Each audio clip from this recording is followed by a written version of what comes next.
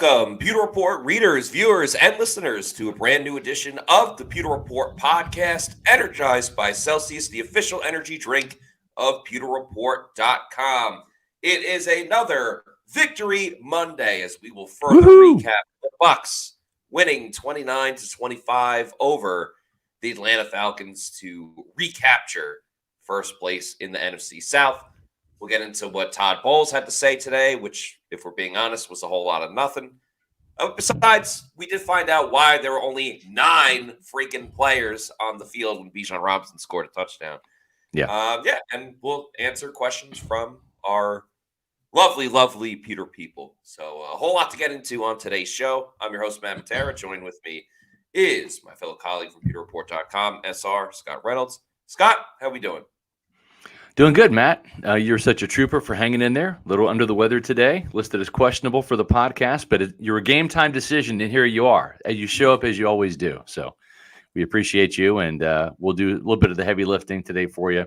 I'll tackle during today's roll call a little bit of a topic of mine, a little bit of a rant, as you will put up the locations of where our Pewter people are watching from today. So I think everyone is the old 9-man goal line routine.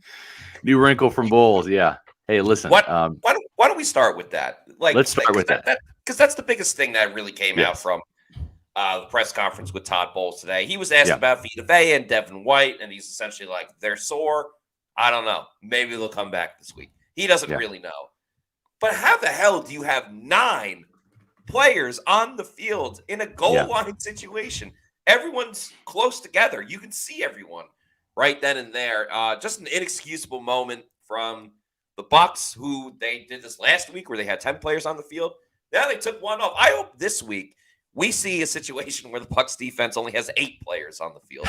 Let's just slowly pick off a player week in and week out. But his reasoning for it, which there is no reason. He said that Will Golston got hurt, and it wasn't identified by the coaches fast enough or brought to their attention fast enough that he needed to be subbed out. And then another guy just ran off the field and no one else. I mean, hold on. How do you not know that? It's like there was a stoppage of play in the field. All the trainers, every one of the trainers came out to see Will Golston on the field. Okay. It wasn't like Will, came to the sidelines and, hey, I sprained my ankle or something. I mean, this was pretty egregious. How, and I'm assuming it's Casey Rogers, the defensive line coach. I'm assuming he's in charge of the substitutions, right, for the goal line defense, et cetera. He's in charge of the front 7 as the co-defensive coordinator. He's got to know that Will Golston is in the blue tent getting looked at. And listen, I've done this as a defensive line coach back in my Pop Warner days. When you've got a player hurt, right, you identify that, and the first thing you do is you go to the backup and say, "Hey, you're the starter now until I tell you that you're not." Right? Yeah, and whether it's like, "Hey, Will Golston is also on the field goal PAT protection, right? He's there, so he plays some special teams. He's in goal line packages, etc." So whoever that person is, Deidrin Sanat, Greg Gaines, whoever's filling in for Will Golston, has got to know that you're going in, and that's on the coaches to immediately identify that until the trainers or Will Golston comes up to you and says, "Will's ready to go," or "Coach, I'm ready to go." Then you go and you tell that substitute, "Okay, we're going back to Will now."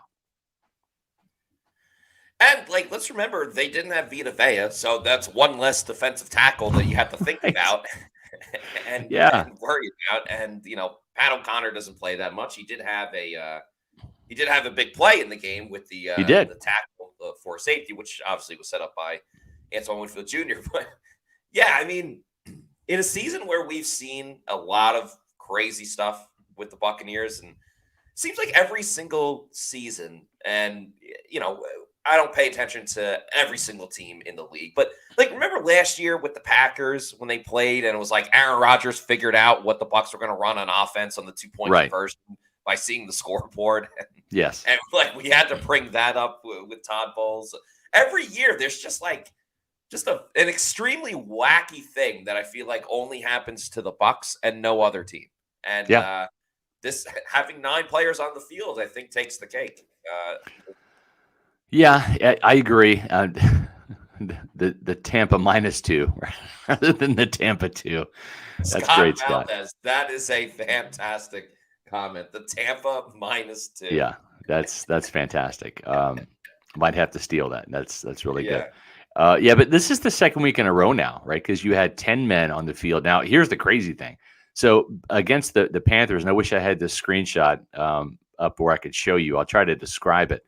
But against the Panthers last week, the Panthers were down there by the goal line for one of those Chuba Hubbard touchdowns. And the interesting thing is they were actually in 11 personnel. So they had 3 wide receivers, right, and a back.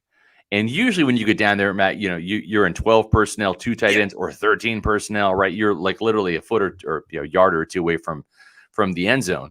But what the Panthers did was they lined up in a goal line formation with 3 receivers, acting like tight ends, all to one side. And Adam Thielen's a kind of a big receiver, right? He's a big-bodied guy, so he almost served as a tight end on the line of scrimmage there. But the Buccaneers countered with dime defense, and it's like you don't have to be like in a total goal line package, but you should be in your base defense, not dime. Dime means that you have 6 defensive backs in. Okay, now one of those defensive backs, to be clear, was Ryan Neal, who was playing linebacker. Okay, so technically maybe they're a nickel. But given that formation, you should call a timeout and say, hey, coach, this is not your traditional 11 personnel where they have a 3-by-1 or a 2-by-2 out wide. They're pretty much in a goal line run formation here. And it was just an easy cakewalk, for Chuba Hubbard on that play because the Buccaneers had a bunch of 190-pound defensive backs on the field at the goal line. So this is really the second time now where the Buccaneers have had a major screw-up that's cost them a touchdown in 2 back-to-back divisional games. This is something that Todd Bowles, Casey Rogers have got to get figured out this week. Because guess what? Last time I checked, Aaron Jones, who's probably going to be out tonight, but I think might have a chance of coming back, or A.J. Dillon, either one of those guys. Last time I checked, they like to run the ball inside the 5-yard line. That's kind of a Matt LaFleur staple. And so I would certainly spend maybe an extra period or 2 in practice this week on the goal line defense because it's just embarrassingly bad. Embarrassing is the right word. And I guess we'll stick with the negative for a little bit. We'll get to the positives. The Bucs did win. They are in first place in the NFC South. But another thing, if we're kind of picking on Todd Bowles right now, the timeout situation. Yeah. He doesn't call a timeout at all in the first half. Again, I think they really should have called one when Baker ended up getting tackles when there was like 1 second left on the game clock. You just call a timeout. Yeah. Maybe that I think that was the first drive of the game. But then in the second half, I mean, you immediately call a timeout on a 4th and 2. I forgot the exact reason why. I think they were about to punt it. The Falcons were about to punt it. So just a silly timeout there. And then was that the first challenge that Todd Bowles has made this season? I'm not necessarily questioning that, but it was pretty clear on the replay that Mike had both feet in, but he did first foot and then his hand went out of bounds. So therefore it would have negated the second foot being in bounds. Right. That may have been the quickest, let's look at it. Okay. Ball stands. Like they took maybe a half a second to actually go and review it. So a waste of a timeout right then and there. And they could have used those timeouts later in the game. It all worked out, but I'm just saying, to go from never using a timeout in the first half to being like, oh my God, I have to use all of them right now. Right. It was just insane to me. But let's talk about someone else that Todd Bowles loves so much, and that's Devin White. Thank you to David Van Dunn for the $1.99 super chat. It says, I'm assuming Devin White is done, right? Is he done for this season? Does he want to be done for this season? I think maybe is the better question. Yeah. I think we saw it yesterday. The Bucs better off without Devin White. They really are. Yeah, they are. And now, Matt and Peter, people, this is kind of damning. It's not just J.J. Russell who's better than Devin White. It's now also K.J. Britt. In back-to-back weeks, we've seen better, steady play from the middle linebacker position than we have in the last 2 months with Devin White. I'm not saying Devin White hasn't played good football this year. You go back and look at that Minnesota game. Week 1, Matt, He was phenomenal. I mean, he was awesome. absolutely awesome. And you're thinking, wow, man, this guy's in for a contract year, and then Antoine Winfield Jr. says, hold my beer, like, I'm going to show you what a contract year looks like. But it just went downhill from there for Devin White. And, I don't know what the reasoning is of why the poor, inconsistent play has been such a factor. But, I mean, KJ Britt this week, JJ Russell the next week. And what I learned last night was the reason why Servassier Dennis didn't get the start as we thought that he was going to is simply because the coaches feel that Servassier Dennis is better at the Mo linebacker spot, which is the Levante David role. Levante plays the Mo linebacker, and the Mike linebacker is played by Devin. KJ Britt has been Devin's understudy for the past 3 years. He's not a Mo linebacker. He is a Mike linebacker. That's the guy that makes the call. Guys. Yeah, exactly. He's the guy that is kind of like that run stuffing guy between the tackles, where if you're going to be covering tight ends, that's going to kind of be the Mo linebacker, the more of your coverage linebacker. Now, there's times where Bowles will spot drop both of those guys. We've seen that plenty of time plenty of times this year. So, but that's the reason why, is they just feel at this stage of the game, Dennis is a better Mo linebacker, and that's why he got the start over Britt and over J.J. Russell in Indy. Exactly. Yeah, so that explains that. Levante David was out, so therefore Servassier Dennis was in. Then against Carolina, they were both injured, Devin White and Levante David, so that's why you saw both. So, it definitely does explain a lot more. And again, like, you don't want it for the whole season, but in a couple of moments, a couple of games, you at least feel okay about KJ Britt being in there. I don't think he's like an all-time difference maker. As Joel says, 7 likes, guys. We can do better. Yeah, please like and that's right. This is Victory Monday. We want 2 thumbs up, so give us likes. I'll tell you what. Just a little side note here.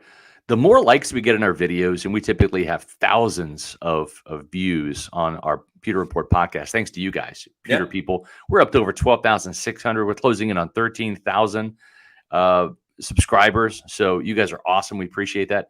But if you take the time to watch this video, either live or in the archived podcast form on Pewter Report TV, our YouTube channel, if you give us a like and leave a comment, it shoots up our video in the YouTube algorithm. And so it helps us big time reach more Pewter people. So you guys are absolutely awesome, and we love you guys for that. Yeah, we do. Really appreciate everybody. That's why we're going to do roll call in a little bit and interact with everybody a little bit more. But we also love interacting with super chats that we get. So thank you to Mark Fisher, Revfish, for the $4.99 super chat, who says, SR, double M, first, eat crow on your game picks, LOL. Second, final nail in the coffin for Joe Tryon-Shoyinka, letting the quarterback beat you for touchdown on the edge for a score. With the season on the line, exclamation point and a question mark. To the first part, yeah, my pick was wrong. If you look at all of our Pewter predictions each game and for the whole season, none of us are undefeated. So none of us have picked every single game correctly. Hey, I'm happy to be wrong for you guys. I am. I'm happy to take that. Very happy to be wrong. We were actually saying this yesterday as well, that yesterday was probably one of the most mixed bag that we had of choosing either the Bucs or the opponent. So I do like when we are at odds with who we pick. But you and I actually both picked the Falcons to win, and we're both wrong. And and we were both wrong. And Todd Bowles is happy. All the Bucs are happy. You Pewter people are happy. So that's fine with us. Happy to be wrong. And then JTS, we talked about it yesterday. I mean, just a horrible play. I mean, he's right there. He's right out of bounds. You can go and just knock Desmond Ridder out of bounds, and you're good to go. Yaya Diaby is quickly moving up the ranks at edge rushers. Daniel King says, Devin White, nobody can let a quarterback score better than me. JTS, hold my beer. Yeah, I mean, Devin White had the snafu, if you will, in the Indy game against the Colts when Gardner Minshew ran it in. And then, Ridder did it against JTS. JTS will not be here when his contract is done. He may not even as a first round pick. He may not even be on the roster next year. I mean, he's not going to be a starter, that's for sure. But he's not going to be He's going to have to earn a spot in the 53 next year, I believe. And we've seen this team cut first-round picks before. Matt, remember Vernon Hargreaves was cut in season after the Arizona game, right? So we've seen Jason Light, and that was at Bruce Arians' request as well. But Jason's like, okay, coach, if that's what you want, you got it. So, that was a very soft play by JTS, who actually read the play perfect, had outside leverage. I mean, you could tell that they had coached that play up in practice, right? That they had.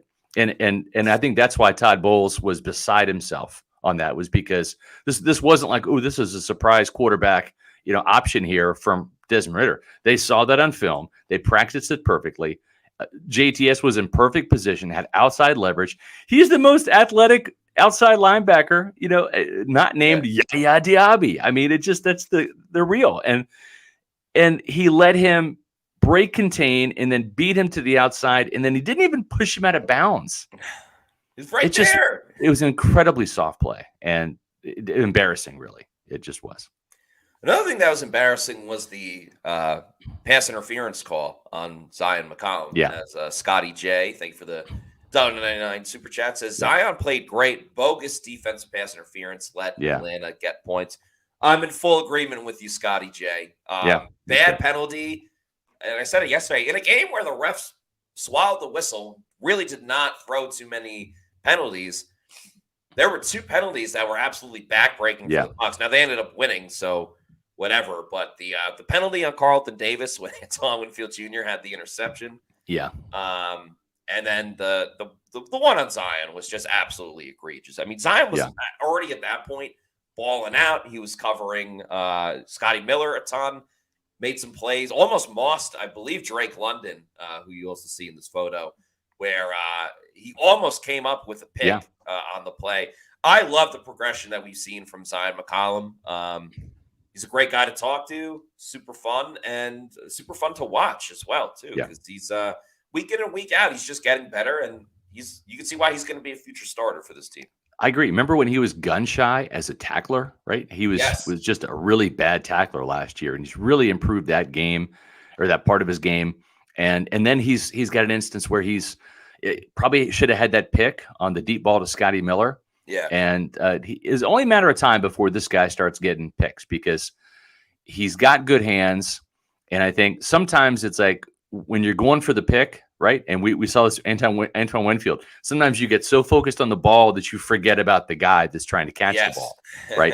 And I think that Zion still has a little bit of conservativeness and hesitancy in his play, just because he knows he's getting some extended playing time right now due to injury. He's not a starter, right? So he doesn't want to get yanked because of giving up a big play or whatnot. I think he's close to getting that out of his system, and he's starting to pull the trigger more as a cornerback with these pass breakups. Pass breakups lead to interceptions, unless your name is Geraldine Carlton Davis. Yeah, but Carlton's made a couple. I say that in jest. But the thing is, with Zion, he's getting better, and the coaches will have a real interesting decision to keep this guy in the starting lineup, or if they want to go back to Jamel Dean as a starter. I would keep Zion in there because I think the arrow's coming after this kid. Absolutely in agreement with you. By the way, thank you to Emily Compa for this comment. Says, hi, everyone. Hi, Matt Scott. Win is a win. Let's just get better as we go from here, please. Great game pod yesterday, Matt. Yeah, thank you so much, Emily. Always appreciate your comments. You're always interacting in the chat as well. So I appreciate all your support of PewterReport.com. We're going to interact with everybody in the comments right now as well, because it is 4:20. That means it is time, excuse me, for roll call, baby. Tell us where you are watching from, Peter People. Scott's about to go on a little bit of a rant talking about your Tampa Bay Buccaneers. And in the meantime, like MJ just started doing, put in the comments where you guys are watching from, and I'll throw it on the screen. And we'll all learn a little bit more about each other during roll call. Yep. Well, listen, Rachaad White, he really needed to put on the Superman cape yesterday, and he did. I mean, this kid has really stepped up over the last couple of weeks now. I wrote about it in my SR's Fab 5, made me look good, but I had a little bit of foresight that this was coming. You looked at David Onyemata being out, Grady Jarrett being out, and they lost Street, their third defensive tackle, in game. So it was really kind of a field day for Rachaad White and that offensive line in the fourth quarter. To me, it's a situation where when you look at the fact that Dave Canales and this Tampa Bay offense and offensive line, they ran the ball for just over 70 yards on 22 carries, and it was 74 yards on 22 carries in the first three quarters. And then they stuck with the running game, which I know did not make a lot of people happy, right? But it allowed Rachaad White and this offensive line to take over in the fourth quarter. And it was a gamble that paid off. Dave Canales went from being Dave Canales to Dave Cajones, and he and the Buccaneers went in there and got this running game going. They ran for 71 yards on 12 carries, and they did it with some plays that I outlined in today's 2-point conversion. I'm going to drop that in the chat for you guys to read after the show. But there's a play called TOW, which is TOW. It's tackle on will. And this is a play that has it's either Tristan Wirfs pulling from left to right, or in the case of the Buccaneers 3 times, I believe in the fourth quarter, Luke Gedeke pulling from right to left.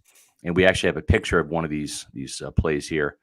Didn't have any time to clip video to put them in there, but they're also in that article. Put them up on Twitter. But you can see here's Gedeke, right, pulling inside that left guard spot and just paving the way for Rachaad White. And the Tampa Bay ground game is really gaining some steam right now. When you look at the fact that Rachaad White has gone over 100 yards rushing in 2 out of the last 3 games and then had 84 yards last week, this ground game is just stepping up at the right time. Now, I'm not forecasting the Buccaneers necessarily winning at Green Bay on Sunday. We'll see how the week rolls with injuries, etc. But I'm not saying that they're not going to win, right? I'm not going to sit there and say they're automatically going to lose just because the Packers have been so dominant under Matt LaFleur up there in the month of December. But if you look at what the success has been for the Buccaneers lately, it's been a balanced offense with the ground game clicking. And 125 yards didn't get the job done in Indianapolis, but it helped set the table for 128 yards on the ground in the win over the Panthers. And now the Buccaneers had their best rushing day, 148 yards on the ground. They outrushed the Atlanta Falcons 148-96. That's not easy. That's hard. And what else is not easy is having the guts and the gumption to stick to the running game, even though it's averaging just over 3 yards a carry in the first 3 quarters. But lo and behold, they stuck with it, and it worked. At least it worked yesterday against a team that didn't have its defensive tackles. We'll see if it can work against the Green Bay Packers. But Rachaad White in this ground game, it's going right now. It's got to continue to go if this team is going to beat the Packers and if it's going to end up leading to a possible three-peat for the Buccaneers as NFC South champions. So, Dave Cajones, it's maddening sometimes to see your play calling when you decide to keep running the ball. But as you have said in press conferences before, the whole goal is to see those gains of 2 and 3 yards in the first 3 quarters turn into gains of 5 and 6 yards in the fourth quarter. That's exactly what happened. Tampa Bay on their 12 carries for 71 yards in the fourth quarter averaged 5.9 yards per carry. Some of that was Chase Edmonds, who had a couple of nice runs yesterday in the fourth quarter. Matter of fact, he had 2 of those runs that totaled, I believe, 22 yards. A lot of it was Rachaad White with 39 yards rushing. And again, having to wear that Superman cape because Mike Evans was shut down yesterday quite effectively by Atlanta's defense. Yeah, he really was. But Dave Canales, as he said, he doesn't lie to us. Other coaches have lied to us before, and that kind of goes with Coach Speed. Yeah. He said, "I love running the football." He really does. I implore everybody to love something as much as Dave Canales loves running the football in any situation. Even with under a minute to go, he's still running the damn football. That's how much he cares about running the football. And we care about you, the Pewter people. We love the Pewter people. And again, had a fantastic turnout for roll call today. So I'm going to give a couple shout out to some people in Florida, some people in the U.S., and international as well. Starting out with Sacktown from Wichita, Kansas. So we got some Shockers territory. Yeah. Shout out to Tom, who is secretly watching at work. Your secret date with us, Tom. Don't tell me. Watching from Gainesville, Florida. Appreciate you, Tom. Sean Drippin Buck Brown, watching from Bethlehem, Pennsylvania. I believe Rex Ryan was born in Bethlehem, Pennsylvania. And I believe the Rock's character in Ballers was from there as well. So random fact for you. Got some California fans watching. Cali Buck J watching from San Diego. Shout out to 619, Rey Mysterio. Kelly Dwight Fields in Ocala. And then a couple international PCZ from Timmendorfer Strand, Germany. But watching from Germany, which is super cool. Dean is watching from Calgary, Alberta, Canada. We got Stockholm, Sweden from Cruel Dory. And Valentine A, watching from France. I don't know that town. Brive La Galliarde, watching from France. Super, super cool. And DJ from the 813 right here in Tampa. There you go. And this one I just thought was funny. Joel watching from planet Earth. That's awesome. Maybe one day we'll get a fan watching the podcast from like Mars or the moon or something like that. Exactly. That would be super, super cool. Every once in a while we have Xi Jinping, the communist dictator from China, watch. Yeah, so we appreciate everybody from around the globe watching. We have a couple late stragglers here. Get them in. Dave Weber from Louisville, Kentucky. And Aaron Salmon from Charlotte, North Carolina, and Champa Bay Beast from Seminole, Florida. So we appreciate everybody. And also, too, from Justin Montague from Safety Harbor. So thank you all for checking in with us during roll call. Yeah, appreciate you guys. We got a couple more super chats to get to as well. But first, let's talk about our great friends over at Celsius Energy Drinks. Make Celsius your number one pick. Check out all the great flavors they have, including the Cosmic Vibe, which is their newest flavor.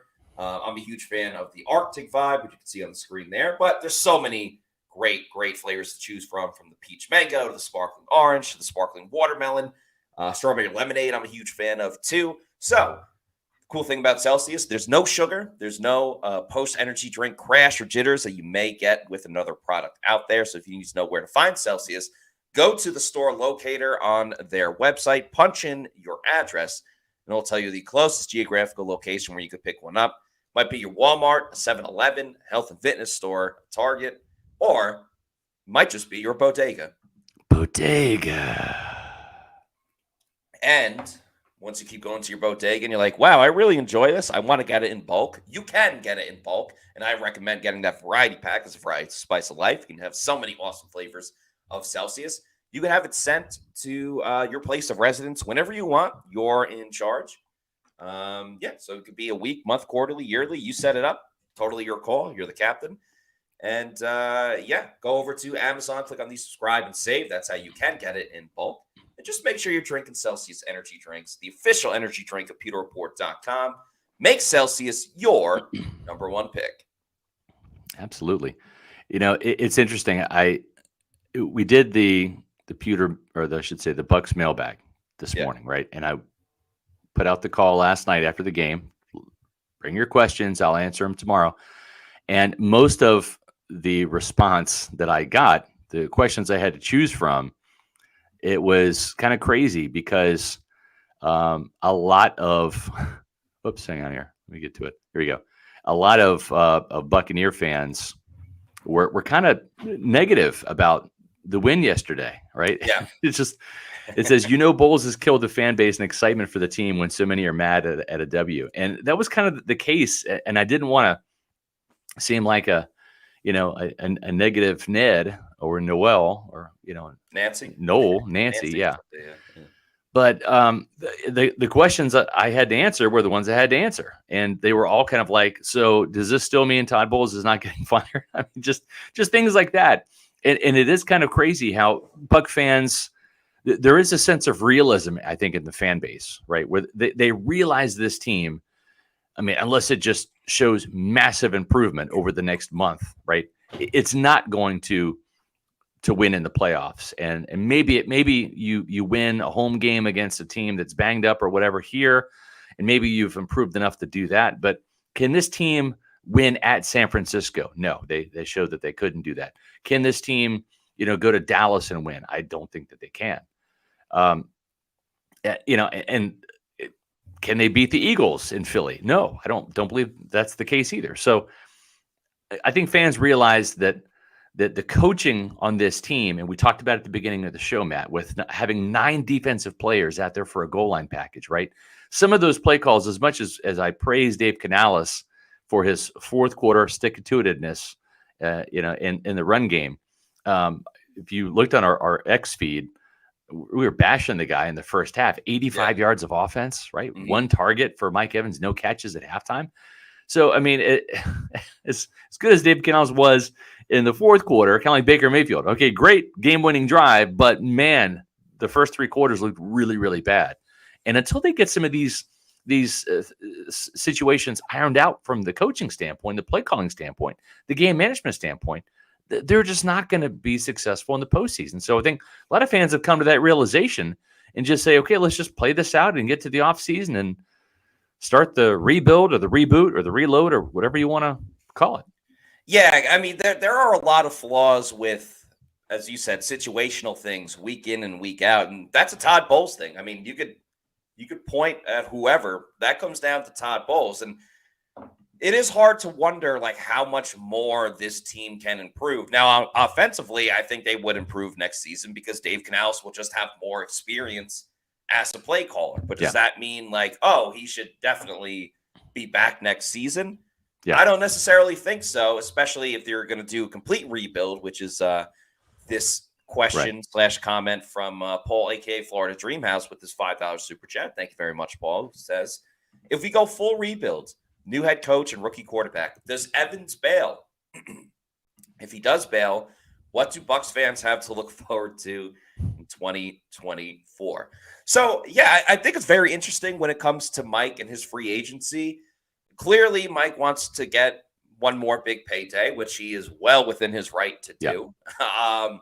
But I also think, and because we've been around Mike for so long now, and I think Bucs fans have a pretty good idea of who Mike is as a person, I think Mike just wants, like, the best situation. He wants to win, I think, even more than getting that mega payday. So would Mike take a little bit of less money to go to a team like the Cowboys, where he'd be in his home state of Texas? Clearly, the Cowboys are stacked. They just whooped the Eagles last night on Sunday Night Football. Does he want to go to the Texans, where he can play with C.J. Stroud, where you have a set quarterback that's going to be there for, the next 10 years. Mike won't be playing in 10 years. Actually, never say never. I don't think he will. Yeah. Or, does he just want to go to a team that has a great, like, what if Mike is like, you know what? I just want to go to the 49ers because I know they're going to win and I want to play in the playoffs. I'm not saying he's going to do that. Yeah. Or does he want to go to the Jets and play with Aaron Rodgers next season or something like that? It really comes down to just comfort, convenience, and winning for Mike Evans. So to answer this, bringing in a rookie quarterback, I don't know if Mike's going to be in love with that. He's worked with a number of quarterbacks. I think it could help his Hall of Fame resume of, like, see, I got 1,000 yards with this guy as my quarterback as well, with everyone else. Really only Mike can answer that. And if he leaves, what would they be able to look forward to?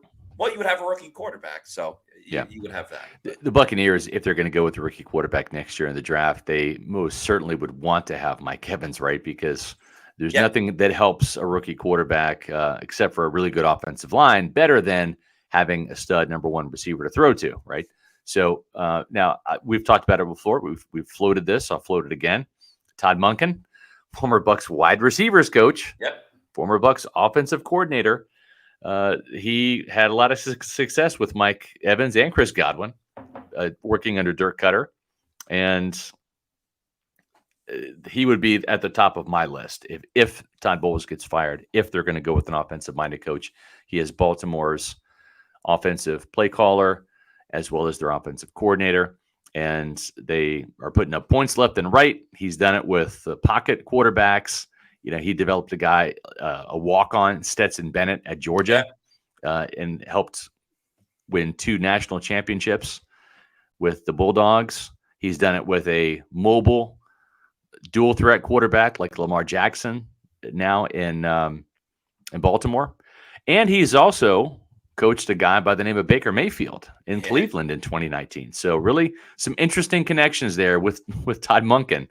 I know that the Glazers have an affinity for him. Jason Light, I thought of him as a good coach when he was down here. He's going to be one of the hotter names on the market. I know everyone's saying Ben Johnson. Ben Johnson is a really good offensive coordinator, but you can't just hire a really good coordinator, because sometimes those good coordinators just aren't proper good head coach material, because you have to be a leader of men, not just a caller of plays, to be successful. Dirk Cutter was a good offensive coordinator under Lovie Smith, but I don't think he was a great head coach.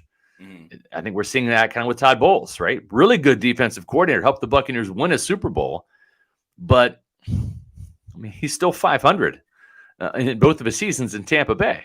Yeah, I remember a time when Bowles was the DC at the Cardinals before he even had a stint with the Jets, and everyone was like, that's a future head coach right there. Yeah. Look out, he's one of the best minds in football. And yeah, he has a great defensive mind, but as we are learning, not the best head coach by any means. Now, he does keep the locker room together, which I think he deserves a lot of credit for, because this team could have easily folded and collapsed many weeks ago. No doubt. But they have stayed together. Shout out to Rev Fish for this $1.99 super chat. Thank you very much. Mark Fisher says, start Zion McCollum at nickel. Not an expert on defensive back play. Yeah. So Zion is he's better as an outside corner. Right. That is what he is best at. That's what he's trained to do. Yeah. I know the Bucs haven't gotten the best play out of Christian Izien since he really burst onto the scene in the first couple of weeks. I don't know that Zion at corner is the answer. I understand wanting to get him on the field more, but I don't think they should put a square peg into a round hole. I'm with you. Oh, he's good at this. Put him on the field. Usually you don't see 6'1", 6'2" corners inside, because you need that short area quickness, because you have to cover so much field in the middle of the field. Whereas if you're an outside corner, you get the sideline as your best friend. That's that 12th defender essentially, right? Not that you can't go across the field on a crossing route or a deep post or something in man coverage, but Zion, his build, the way he is, he's more of an outside corner. Appreciate Mason DeBoard for this $5 super chat, who says, Antoine Winfield Jr. has been an absolute savage. Any concern he might take a step back with the departure of Todd Bowles? New scheme, less blitzing, etc. This is a really great question. I think Zion is so talented. You mean Antoine? Right. Oh yeah, sorry, Antoine. I was thinking about the last super chat we got. I think Antoine Winfield Jr. is so talented as a player that it's one of those you can kind of play him in any type of defense and you'll probably get similar results. Now, Todd Bowles does love to blitz. He will blitz until the cows come home. And Antoine has been a big-time benefactor of that, because half the plays he makes is when he's getting after the quarterback. By the way, Desmond Ridder must absolutely hate Antoine Winfield Jr. because he stripped him 1,000 times in the first game in Tampa between the Bucs and the Falcons. Then he got the strip sack on him again in yesterday's game. He must have nightmares of Antoine Winfield Jr. It would depend on the defensive play caller that comes in. What are their tendencies? Do they like to blitz often? Do they not like to blitz as much and try to get home with the guys up front? That would have an impact on, at least on his sack numbers in that total. But I also think the defensive coordinator that comes in would be smart enough to look at the tape and say, when Antoine Winfield Jr. goes after the quarterback, typically good things happen. So let's continue to do that. No, I'm with you, Matt. And I think, too, if you look at Rondé Barber, and I think they're very similar players. They're just playmakers. They're instinctive, right? They have a knack for getting the ball out, whether it's a forced fumble, whether it's a sack, whether it's an interception, right? They just have a knack for that. And, Rondé from 1997 through 2008 played in Monty Kiffin's scheme. Yeah. Under two different regimes, Tony Dungy and John Gruden, but same defense, right? Same Monty Kiffin style. Up until 2009, where at the age of 34, Rondé was playing under Raheem Morris, right? And so they had Jim Johnson there for a minute, and then Raheem took over play calling duties. But for 3 seasons under Raheem, if you look at Rondé, still had 2 sacks in 2009, 1 sack in 2010, 1 sack in 2011, and then 1 sack playing under Greg Schiano in 2012, right? Then you throw in the interceptions there, and Rondé did not have an interception in his first year under Raheem, but then got back to normal with 3 picks in 2010, 3 picks in 2011, and then 4 picks as a free safety playing for Greg Schiano. So great players can transcend any coaching system, any coaching scheme that you put out there. I don't see any problem with any scheme that Antoine Winfield Jr. plays. If you don't do those things, if you don't blitz him, you're just stupid as a coach. But Antoine's going to tell you, he's going to say, Coach, here's my highlight reel, and see how to get to the quarterback and force fumbles. You're going to want this, right? Yeah, that's what I thought. Very well said, Scott, and a great comparison as well with Hall of Famer Rondé Barber. Yeah. Let's get to the super chat from Corey Richardson. Thank you, Corey, for the $9.99 super chat, who says, no one wants to talk about how Jason Light's second-year players are doing absolutely amazing right now. Luke Gedeke and Rashad White playing at AP levels. Best punter in the league with Jake Camarda. Yeah. O'Keefe, fan favorite. Logan and Zion, big minutes. I think this is a great point. It is a great point. Luke Gedeke at right tackle has been fantastic, and that was not like a guarantee that it was going to work out. And that was fantastic. That was like cross your fingers and hope. Yeah. Zion, we talked about him a lot. The big steps that he's taken, most notably with tackling, has been great. Camarda's always been great. Logan and Rashad White, has really picked it up. Logan Hall and O'Keefe, I get that Logan Hall's playing. I definitely don't think that's been a slam dunk by any means. But again, in every draft, you're not going to hit on every single pick that you make. So there is all the names that we just listed. There are enough names to say that was pretty successful right now. And a lot of these second-year players really took a big-time step forward. So, big time kudos to Jason Light for that. As Joel says, Gedeke for most improved. It's funny, Dave Canales got asked during the week who he would say was most improved, obviously just talking about the offense. And he said Cody Mauch. So Jason Light off to a solid start with this year's draft class as well. We got a $5 super chat from Meets McGee. Thank you, Meets, who says, Scott, we're about the same age. You watched this game for at least 40 years. You have the pulse on this organization. You know that a change is coming. Okay. Is that a question or is that a statement? Hey, it's a super chat. So, I mean, I feel a change is coming. I think Todd Bowles needs to either win out, right? If you get to 10 wins, and here's the thing. If you get to 10 wins, that means you win the next 4 games, right? Because you're at 6 wins now. That would mean that Todd Bowles has won 6 games in a row because he's already won 2. If he wins 4 more, gets to 10 wins, then he can look the Glazers and Jason Light in the eye and say, hey, we won 8 games last year. We won 10 this year, right? That's a 2-game improvement, double-digit wins. And by the way, we won the division again, right? So I deserve to stick around.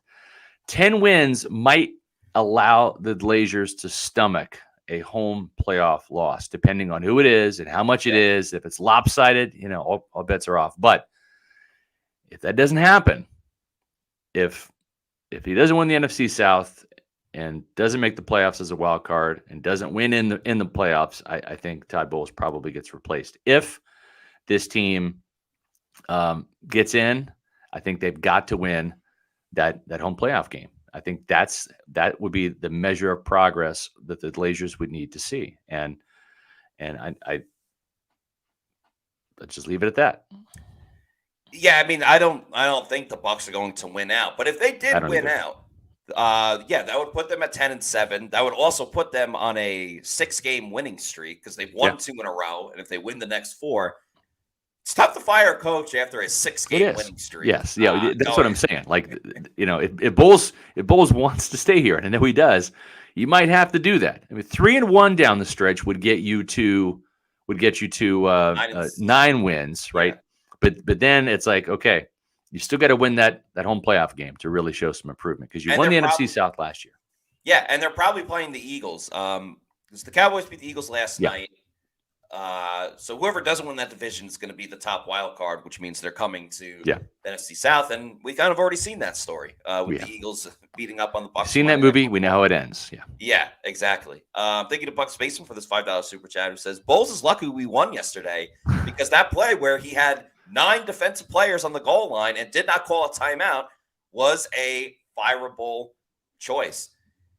Yeah, I mean, we started the show with this, but if they lose this game, this is the number one story clearly in Tampa Bay. Might even make the rounds nationally that the Bucs had 9 players on the field and nothing was done about it. And I think that came off the heels of because Bijan had the big like pop pass play that was like a 30-yard run, and it was a run, and then they made it a. I mean, that wasn't the game-winning touchdown, right? That was Desmond Ritter's. That was going to be the go-ahead touchdown. In that case, Joe Tryon-Shoyinka would have been the absolute GOAT because he would have had a chance to make that tackle. But so it turns out they won. So Todd Bowles and the Bucs live to fight again, and they'll be fighting for to maintain the NFC South lead because it's going to be a tough sledding, pun intended, up there in Green Bay. I don't think it's supposed to snow, but it's supposed to be in the 40s this week. But the thing is the Bucs play the Packers.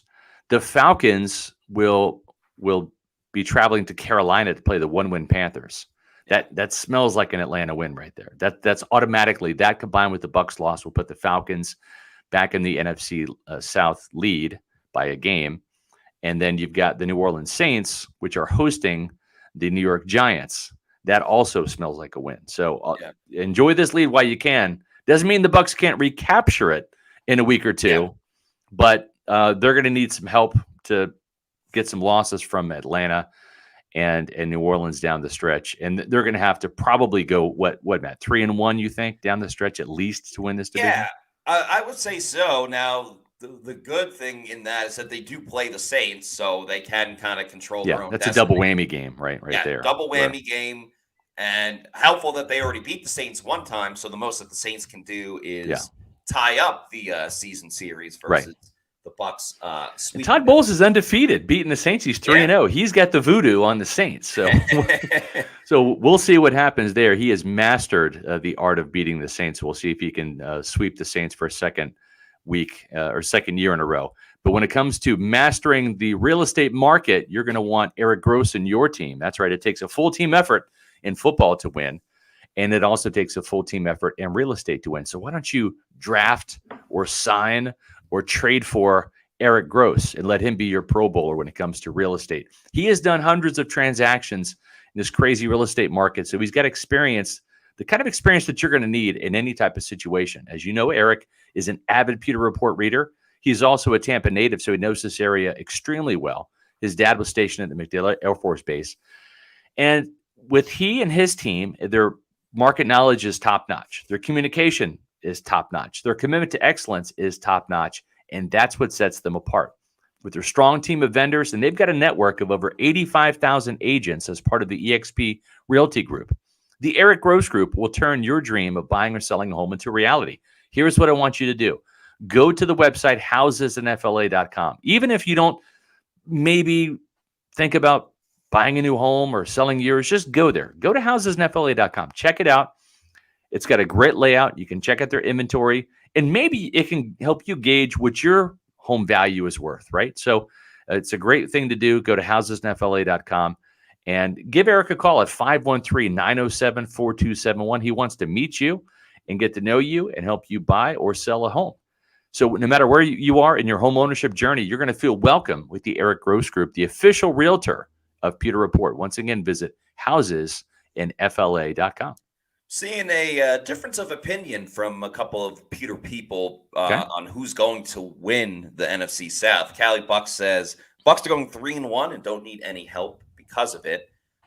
First name greatest, I believe, is name was Tony at one point on these comments, said Falcons winning the division and getting destroyed by Philly. MH, though, says the Saints will beat us for the division. And Bat W says, if we ball out and win all our last games, my call is that Todd Bowles keeps his job. And Cali Bucks followed up with Saints are getting beat. Saints are ready to implode. One thing that is consistent with the NFC South is nobody wants to stay atop of the division. Right. So it would not be surprising. Let's face it, the Bucs, we kind of already talked about them playing the Packers this week and all the other opponents in the NFC South. Bucs have the toughest opponent this week. And, we'll see. We'll see what happens tonight. The Packers there's 2 Monday Night Football games on tonight, which is cool. I'm always in favor of more football, but kind of random that they're just doing it in week 14, having 2 Monday Night Football games. It really is. I'm with you. I looked at that too on the schedule. I'm like, that they're not even staggered. They start at the same time too. I guess one's on ABC, one's on ESPN. So yeah, it's kind of crazy. The crazy thing too is Todd Bowles. Let's say Todd Bowles and the Bucs win the division, Matt. Right? I think on Black Monday, you're going to see Dennis Allen get fired in New Orleans, and you're going to see Arthur Smith get fired in Atlanta. Right? So that would be 3 out of the 4 head coaches gone in the NFC South. I think the other 2 coaches, whoever doesn't win the South, those coaches get fired. But here's the crazy thing: if Todd Bowles at, let's say, 9 wins, right, 9-8, gets into the playoffs, they get smashed at home, and they lose, I think Todd Bowles could possibly get fired as well. We talked about that. That would mean all 4 coaches in the NFC South are hitting the do-over button, with their respective teams hitting the do-over button and firing all 4. I don't think that's ever happened before, where every coach in a division has been fired in the same year. But it could happen this year. And I think at the very least, Matt, you're going to see 3 out of 4 get fired this year. I wonder, let's just say all 4 coaches, well, one's already fired. So let's say the other 3 coaches get fired. They're clearly all going to need to hire head coaches. Yeah. Which team is most appealing for a potential head coach to come to and coach? I don't think it's the Panthers. No. Not with that owner. Not with David Tepper. Exactly. So I don't think it's the Panthers. I don't think it's the Saints either, because you're essentially saying I have to team up with Derek Carr, and you have a little bit of an older defense, and like Kamara's getting up there in age. Michael Thomas obviously is very washed. You really just have Chris Olave there as like your top weapon. Yeah. I kind of think Atlanta would be my first pick if I'm a head coach, and I'm like, I have to go to the NFC South.